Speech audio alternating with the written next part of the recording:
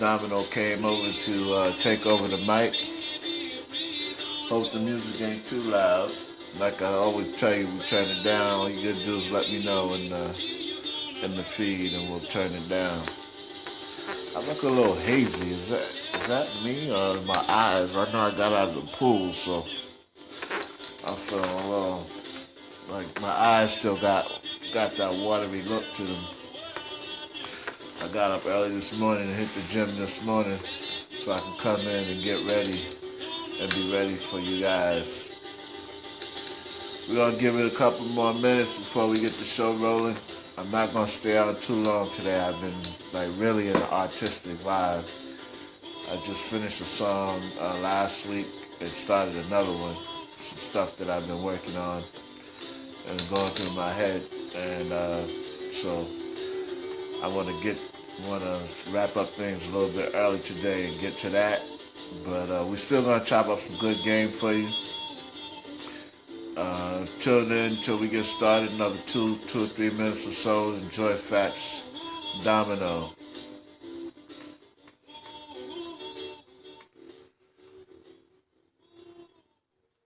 See, we have our first visitor coming out. Say what's up to us. Hey, Adeline. Thanks for joining me.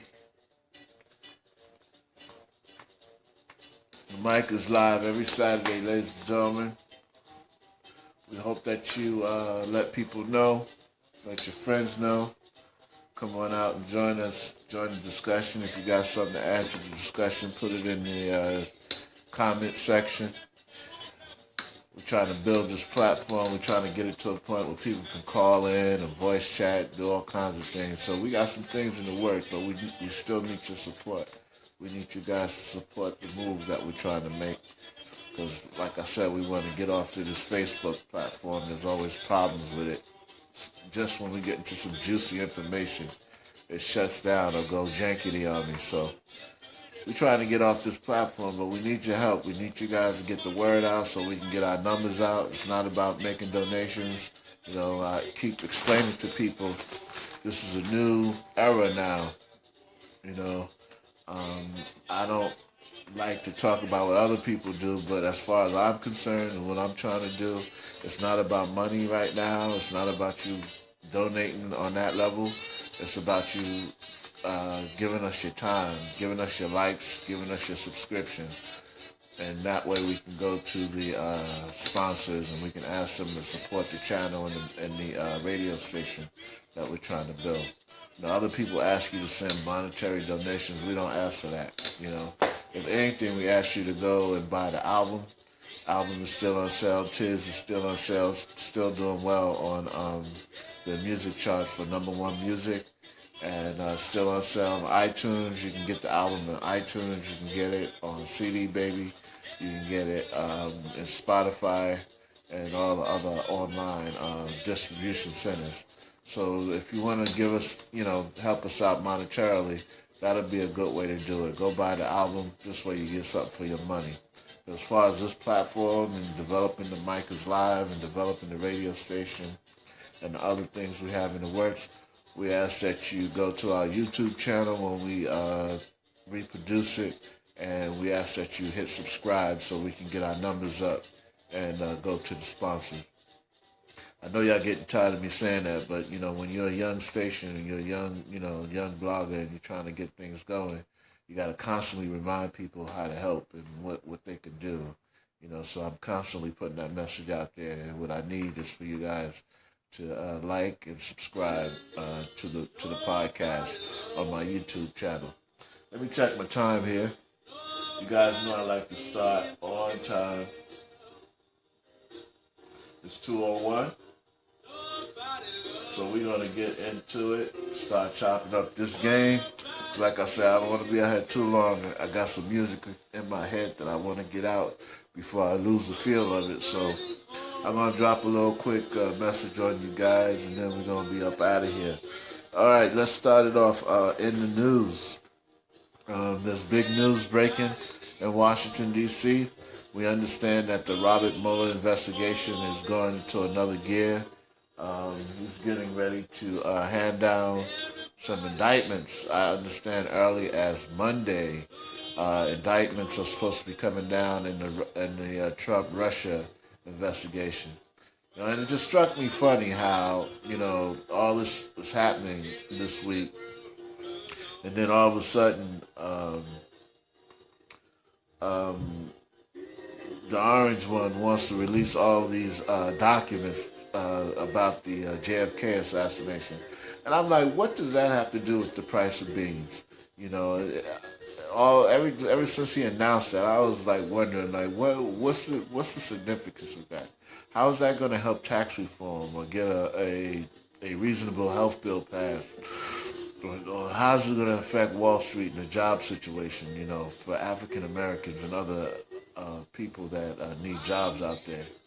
And it just dawned on me, man, that, people got to wake up and realize, that this man is a serious distractor. His nickname, I gave him the nickname, the Distractor in Chief. You know, don't fall for the okie doke. Don't get all caught up into this JFK conspiracy nonsense when the real deal is that some of his people, and may even be him, because they sealed the indictments. They're not letting people know who's who because they're going to start picking people up, I understand, early as Monday. So, you got these indictments coming down. The Mueller's investigation is heating up. We're finding out that that there was direct links between his campaign and people dealing with Julian Assange and getting this information through WikiLeaks, and the Russians paying Julian and other individuals. And all of a sudden, he wants to start releasing this JFK nonsense. Don't get caught up in the hype, ladies and gentlemen. Stay focused, stay in tune, and, look at what's going on around you. This man is trying to distract everybody from what's going on, and what's going on is people are going to start going to jail, and rightfully so. They sold y'all a bill of goods, got y'all believing in this bull crap of electoral system, and then they can't even run that right and fairly, It's a shame. It really is. And, we're looking forward to Monday to see what happens, to see who's in handcuffs. I don't wish bad on anyone, but if anybody's going to get indicted, I kind of hope it's Manafort and one of his sons, because they're so dirty. Those are some dirty dudes, man. Also in the news, we had some prominent Republicans call themselves stepping away from him. This guy Flake and a few others stepping down, not running for Congress again, said that they had enough, that they don't want to be down with what's going on in Washington anymore. And, the truth of the matter is, and everybody calling them brave and how they standing up and doing this, that, and the other. But the truth of the matter is they ain't brave. They know that the wacky fringe of the Republican Party is taking over. It's a party in shambles, and they don't want to stick around because they know they're about to get pushed out. So on their way out the door, they're going to throw the orange one under the bus. If he was really brave and he was really about helping the American people, you stand there and you'd fight. You'd fight for the rights of the individuals that don't have a voice to voice their concerns for themselves. But, these guys made their money. They made millions of dollars on the backs of the American people to get, while the getting was good. Now they see the handwriting on the wall, so they're heading for the exit. And on their way out, they want to throw a few rotten tomatoes. I don't mind, hit the orange man where he lives, but at the same time, call it what it is. Stop lying and stop trying to, make people think that you're making this great patriotic move because you're moving away from him. The truth is, if you was really moving away from him and against what he's doing, like I said, you stand there and fight. You stand there and vote against those bills he's about to pass. You vote against the tax break that he's about to give to the richest of the rich. And you stand there and you fight for the people. If you truly was about, what you say you're about. Like I said, I don't mind you throwing shots at the man, throw a couple of rotten tomatoes at the man on your way out the door, but, call it what it is. Be truthful as to what it is. Don't hand us a bunch of patriotism and bull crap when you heading for the door because you made your money and you're about to lose your seat anyway, and that's the truth of the matter.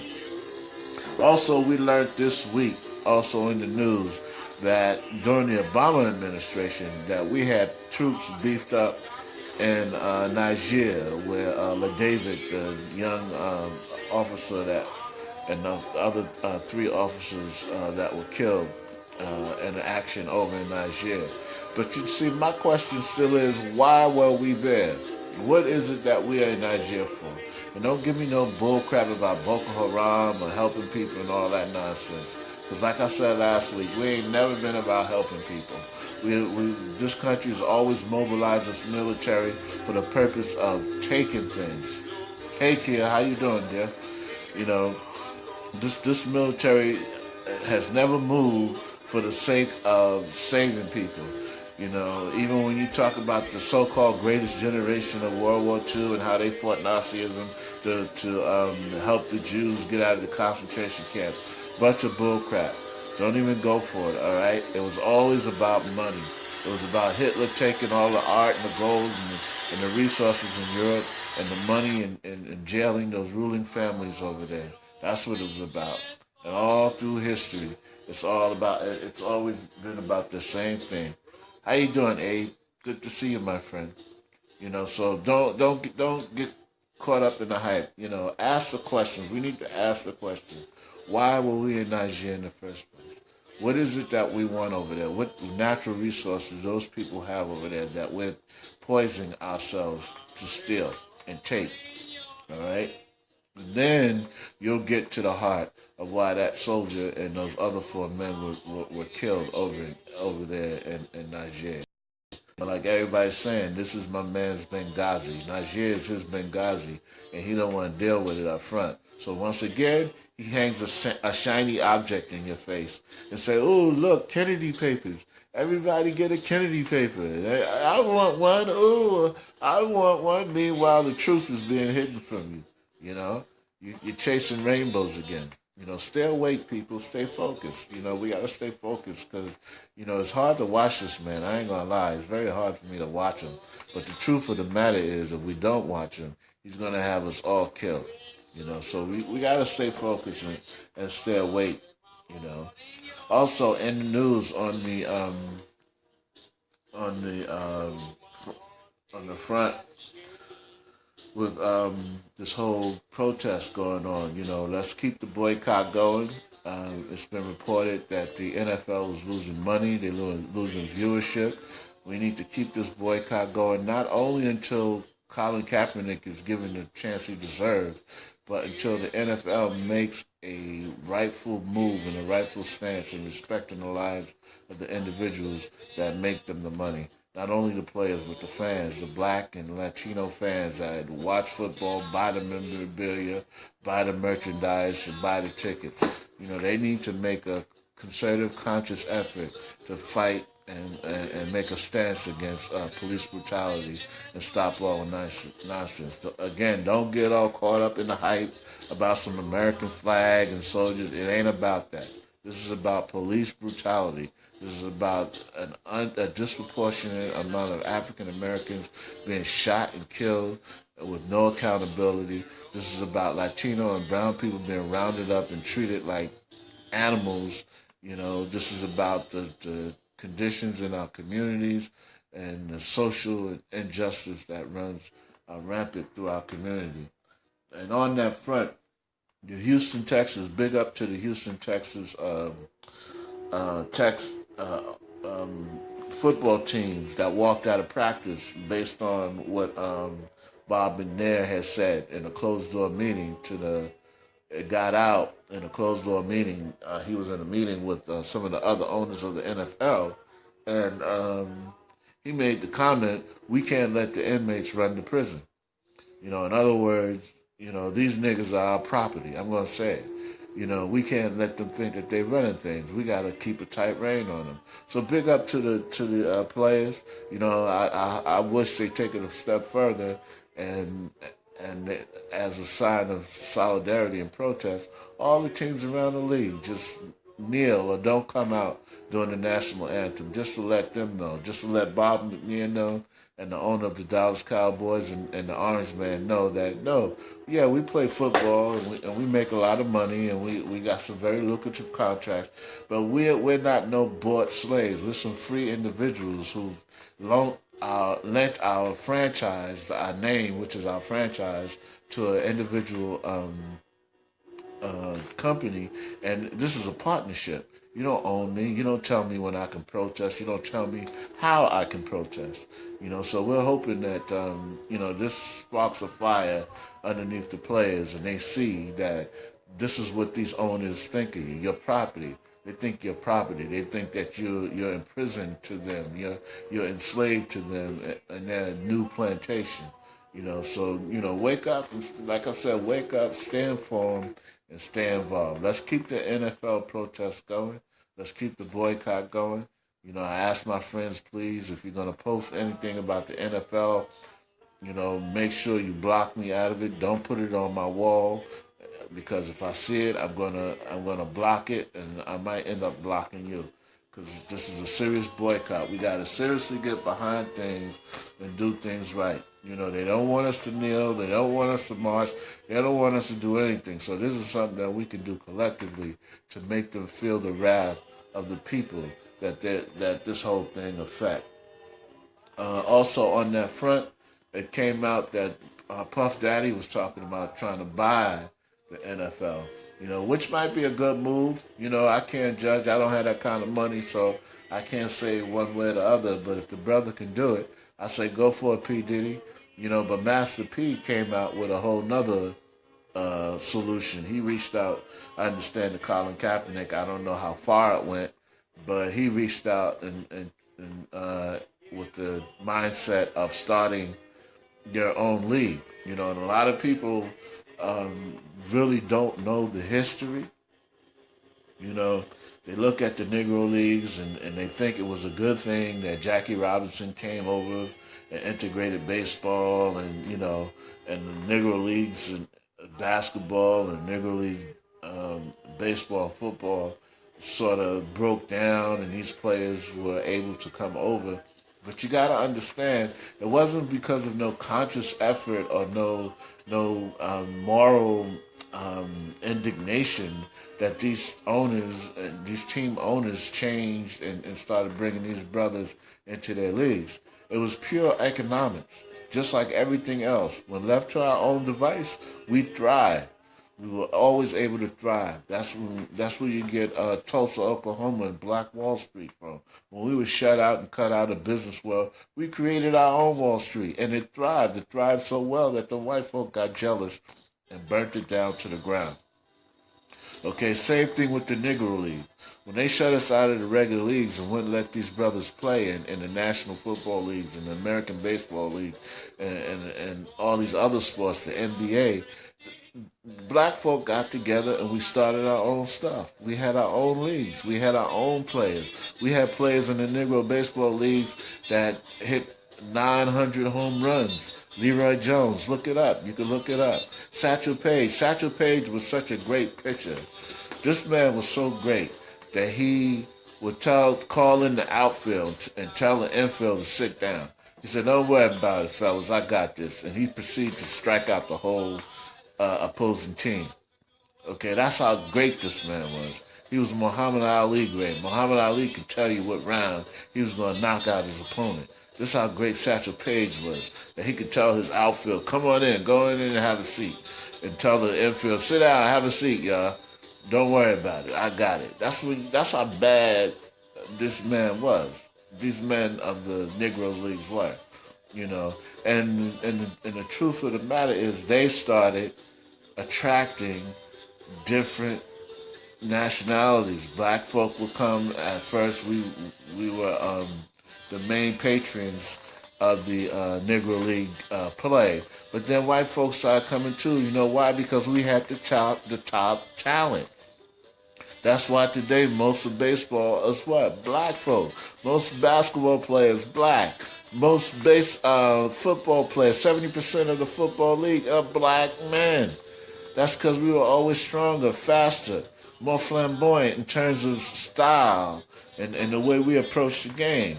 So we never needed to integrate into these leagues. They needed us. That's why they broke it down and allowed us to come in. Not because they had a change of heart, not because they sat up there and they fat bellies and drinking that expensive liquor and smoking $5 cigars and had a change of conscience, a change of heart. No, they realized that just like in picking cotton and running their plantation, the money was in the black man. People would come and pay to see that Negro because he was that bad. So they changed their policy and started letting brothers in. Yeah, there was some resistance at first, but when money talked, the BS walks.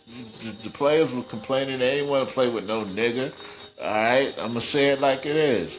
But the truth of the matter is the owners looked at that money, the money that they were going to make with both black and white people coming buying tickets, and they said, the hell with what you think. I'm the owner. You're going to do what I say. When I say this here nigga is going to play, because we talking about millions of dollars. And that's where we are today, ladies and gentlemen. That's why you see these leagues making so much money. Everybody talking about, oh, well, they shouldn't protest. They shouldn't. It's not about politics. Yes, it is. These games are the foundation, are one of the basic foundations of economics in any city. These teams. They are economic driving forces. So don't tell me it's not about politics. It's all politics. Because politics is money, and money is politics. And let's be for real. So it was never a change of heart. It was never this moral level of moral fortitude that they changed the policy. It was all about economics. The black owners, the black players, the black leagues started making some good money, and they were overshadowing the white leagues because, again, we had the talent. We've always had the talent. So shout out to Master P. If they can pull that off, I would suggest that he gets with Ice Cube and expand on what Ice Cube is doing with the three-man league. I think it's a very, very plausible proposal, and I really hope that them brothers can get together and do something like that, because that would be the competition that these different leagues need. I can't understand why there's just one NBA and one baseball association. I thought this country was against monopolies. The NFL has a monopoly on the sport. The NBA has a monopoly on the sport. So we need to step it up and put some competition in these markets and attract some of these players away from these owners that look at them as nothing but chattel, and use them and abuse them and then toss them on a dung heap of life, We need to take control, and I applaud Master P for making that suggestion. I hope Colin takes him up on it. And I applaud P. Diddy for wanting to venture in and put his foot in the door, because that's a very, very difficult thing to do. But if you can do it, it's a lot that can be done for the community. All right, I'm going to get into my discussion here today. Again, I'm not going to be too long, because I got it. Like I said, I want to get to this music. I got some music in my head that needs to come out. It's like giving birth. If you understand the process of music, when it's time to come out, it has to come out. Today, I wanted to talk to you guys about America the Sexual. We talk about America the Beautiful, but we need to change that slogan to America the Sexual. You look at the sexual allegations that are coming out now. All these Hollywood directors, producers, and it's a lot of it is in the entertainment field that's coming out right now. But don't get it twisted. This is something that's run rampant throughout our whole society. It's run rampant through our whole society. In fact, the other day, George Bush Sr. came out admitting to the fact that with his little dirty self, this dude is approaching the age of dust, and he's sitting in his wheelchair grabbing on women, talking about you want to know who my favorite magician is. When they ask him who, he said David Copperfield, and then he grabs him on the butt.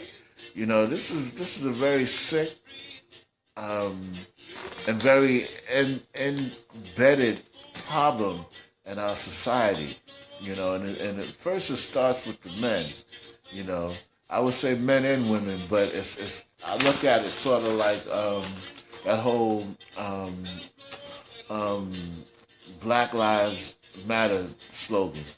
We can talk about the whole cusp of the problem that is pervasive in our society, but let's face it, we're mainly talking about women here.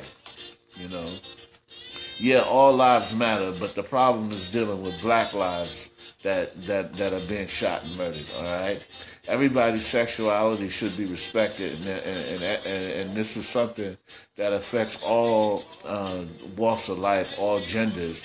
But primarily, the problem is with the way men treat women in our society and the way women are being sexually assaulted, sexually abused, and sexually harassed in our society. You know, and mainly happen with men of power. You see men in powerful positions, you know, who have the ability to affect someone's livelihood or the way an individual makes their money or whatever. You know, and these men take advantage, and it's really gotten to the point where it can't be hidden no more. You know, social media is a thing that has changed a lot of things in this country. You know, but it's still a problem. You know, it's still a problem.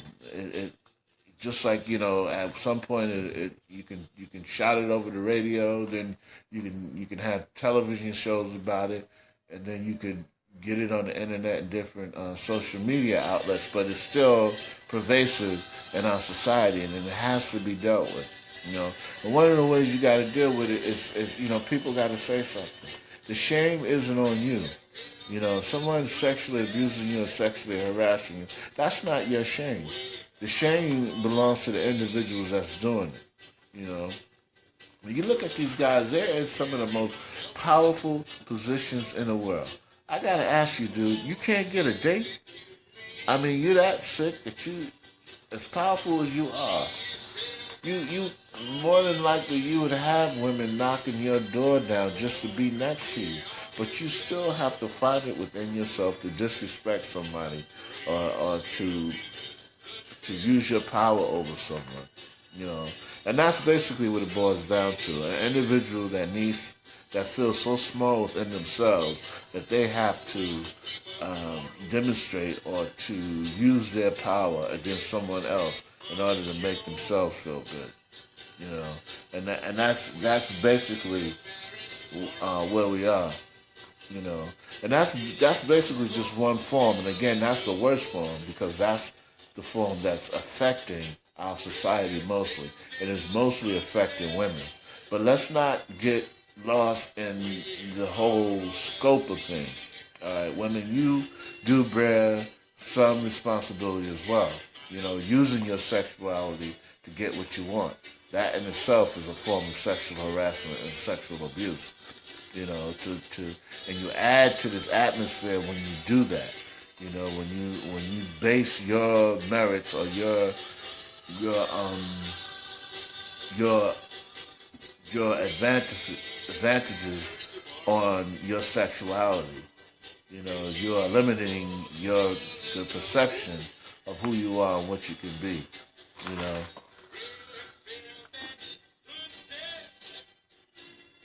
You know, and this is a direct result of the over-sexualization of our children. You know, when you have men in power demonstrating to young boys that it's okay for them to use their sexuality over young girls, or you have women demonstrating that sex is using their sexuality as a means to an end, then we get to a point we have over-sexualized children.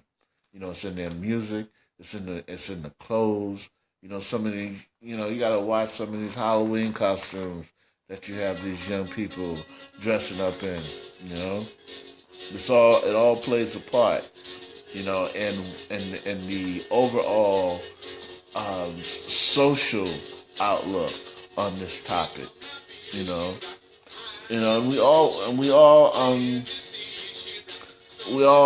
bear the brunt of responsibility for this thing. You know, the most of the responsibility, or the brunt of the responsibility, falls upon those men or women that use their sexuality against or on another individual. But at some point, we all have some of the responsibility to change this thing. And it's not going to change until we call it out for what it is and deal with it for what it is. Both men and women. You know, Men got to stop acting like it's some trophy. Like you're 12 years old, running around telling everybody to smell your finger.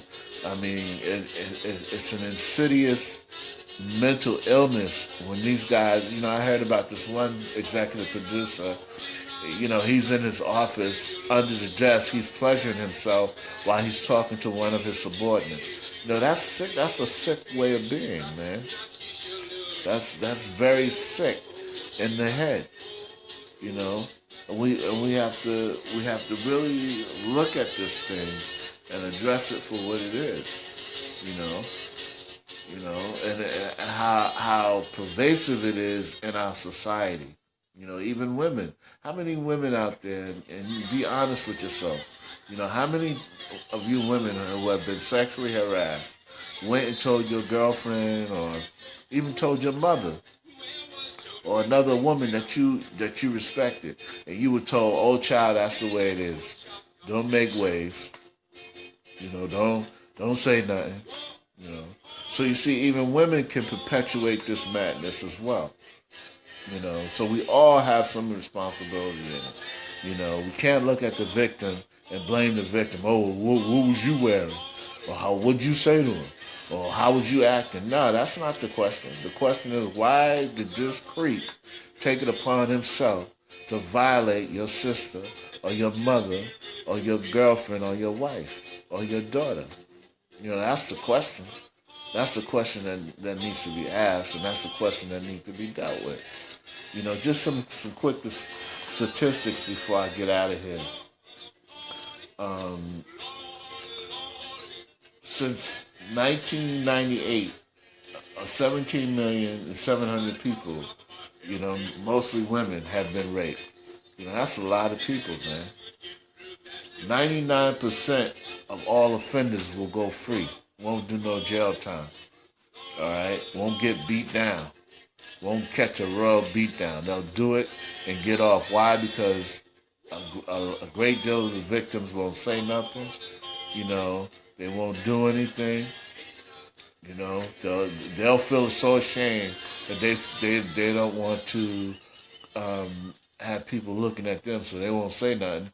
And the guy will get away with it. And more than likely, it's somebody in their own family.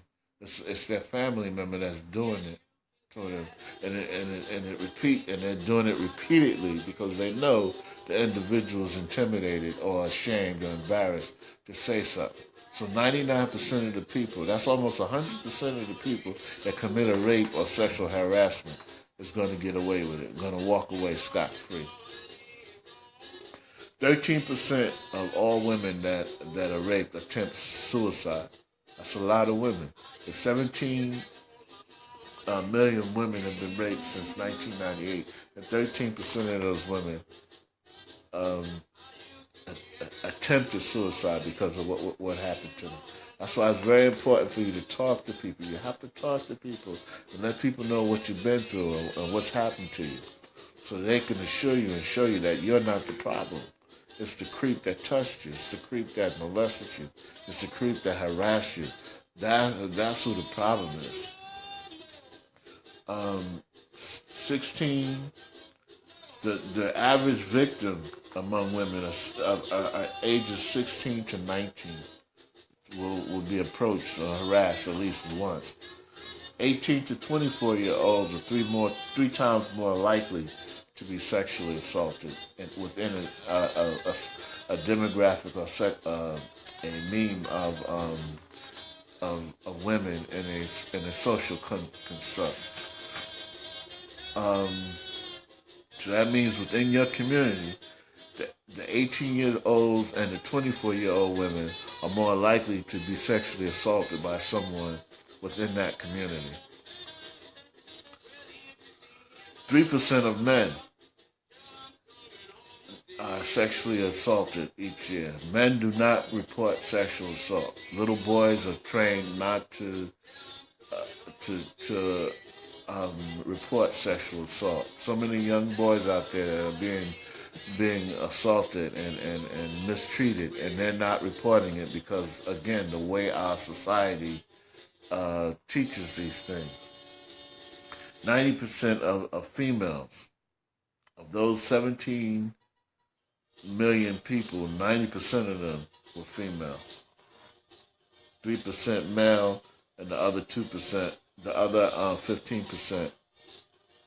I'm sorry, the other 17% would have been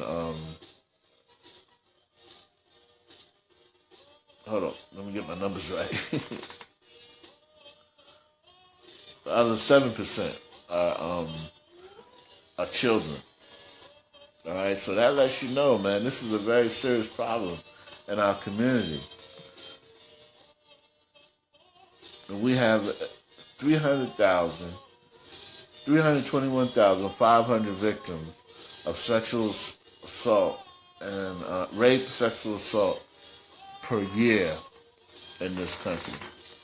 That's a lot of people, man. So we are an oversexed society, and we need to really come to grips with this and help, especially our young people. If you see changes in your children's behavior, if they become listless, moody, dressing very differently, like young girls, will usually dress down and their hygiene will fall off. Young boys will urinate a lot. They'll urinate and they sleep a lot. Okay? So these are things you need to watch out for in your children. Ladies, if you're feeling pressured and somebody's bothering you, let somebody know. Talk about it. It's not your fault. It's not your fault. We really need to get a handle on this. When you look at all the prominent people out here that are guilty and doing such things, and there's nothing being done to alter or to help these young people deal with and young and old people dealing with this. Because remember, we said the more likely persons to be sexually assaulted are women between 18 and 24. So this is a very serious problem. And this is only the very, very tip of the iceberg. When you look at what's going on in Hollywood, what people have to do to keep jobs, the abuse of children. Corey Feldman, he was a one-time child star. He starred in that movie, The Lost Boys, about vampires, and he did a lot of other stuff in the 80s.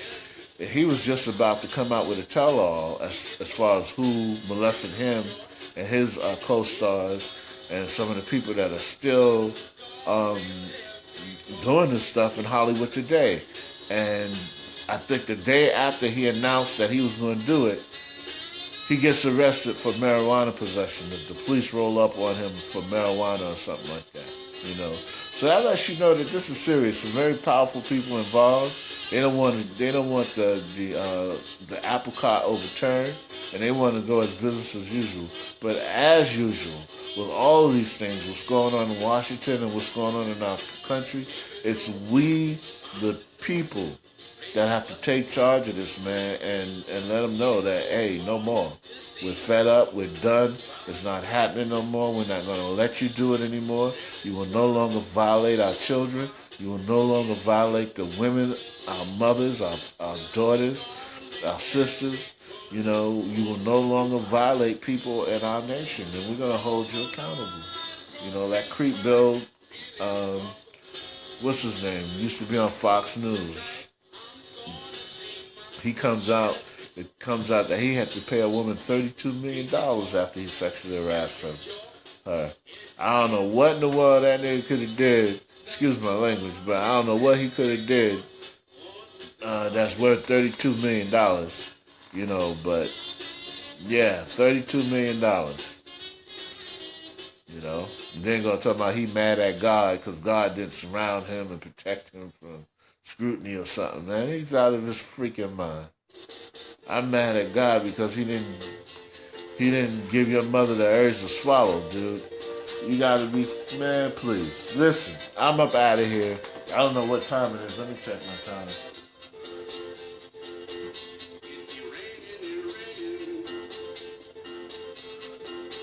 2:37. I said I was going to end a little bit early today because I want to get to this music. I got some music in my head that needs to get out. I'm trying to get the project done.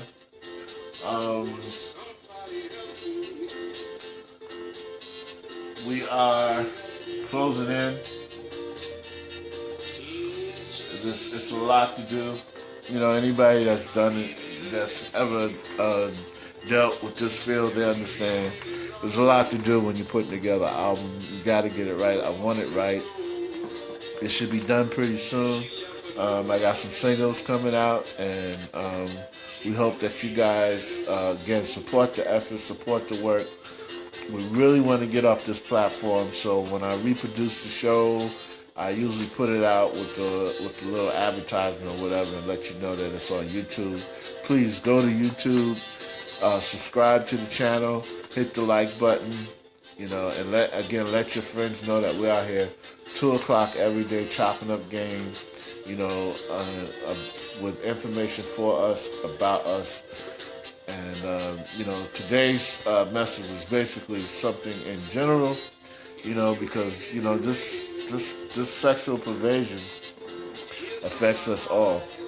White, black, green, even though it's been used as a tool in the black community, in a lot of ways it's been used throughout the history, and that goes all the way back to the buck-breaking farms when they take the strongest black male and turn him into a homosexual, and as well as raping our women and the constant abuse. So sex has always been a tool used against our community, and we can't fall into that trap of turning it on ourselves. So fathers, respect your daughters, respect your wives. Young men, respect the women in your community, and let's get a handle on this thing and not be among the beasts that can't control themselves sexually. Okay, I'm out of here. Before I go, just want to give a shout out to my mom. She should be coming back to New York pretty soon. I think today. She was away in Florida with her sisters. I explained to you guys last week, my Aunt Osi passed away, and she was Seventh-day Adventist, and her religious belief really didn't afford for a funeral or any type of memorial service. So the remaining sisters on my mother's side got together and they had a little reunion. My brother went with her. They were sending pictures. They looked great. They looked like they had such a good time. I wish I was able to get away and get down there because this might be one of the last times that they're all together. But at least they got it to do it, and it was very good to see them all laughing and having a great time together. So shout out to my mom and her sisters. She should be back today in New York. So we're praying that she gets back safely and my little brother gets back safely. Shout out to Tariq Nasheed, our brother Tariq Nasheed, the producer and of the Hidden Colors series, Hidden Colors 1, 2, 3, and 4. He has a new documentary out. I understand that it's going very well.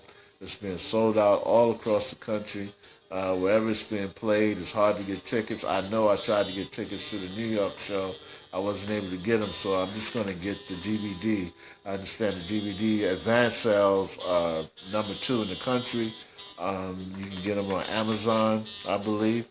I got to look that up. But shout out to Tariq. Way to go, my brother. Keep the knowledge flowing. Keep teaching the people and keep the truth. Keep speaking truth to power. Shout out to my New York Knicks. I know y'all paying dues, I understand, but y'all got the win last night. Very impressive win, won by 21 points over the Brooklyn Nets. And, it's just what I've been saying all along. Defense wins games. And they finally played some defense last night. I mean, some tough defense. And the shots came, and everybody looked good. I still say we need to get another coaching staff, but that's beyond me. But shout out to the Knicks. They got their last team in the NBA to get a win, but at least they got one. They won't go down this year without a win. Um, and that's about it. Before we go, we want to send a shout out to our unsung hero, Fats Domino. You heard his music playing in the background. Fats Domino was a great piano player, musician from in the 1950s up until about the 1960s. He was inducted into the Rock and Roll Hall of Fame. He sold 65 million records. Oh man, if I could do that, I'd be so happy. He received a Grammy Lifetime Achievement Award. He made his debut October.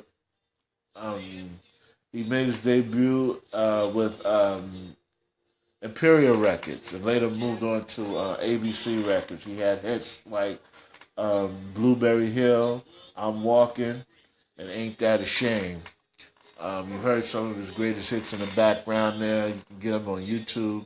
And I was playing him on YouTube and iTunes. And, so shout out to Fats Domino. He died October 24th. He was 89 years old. He is our unsung hero of the community today. Listen, I'm out of here. Thanks for joining me.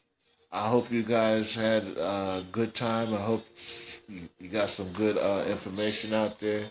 And please, once again, man, let's get back to making America beautiful again and not sexual. It just hurts my heart to hear all the stories, all these strong, so-called strong women. You would never believe that would put up with such a thing. But that just lets you know how deep the disease go in our country. All right? Listen, I'm out of here. Remember what I always tell you guys.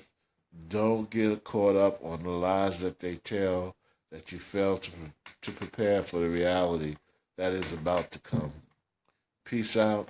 I love you. And remember, the mic is always live.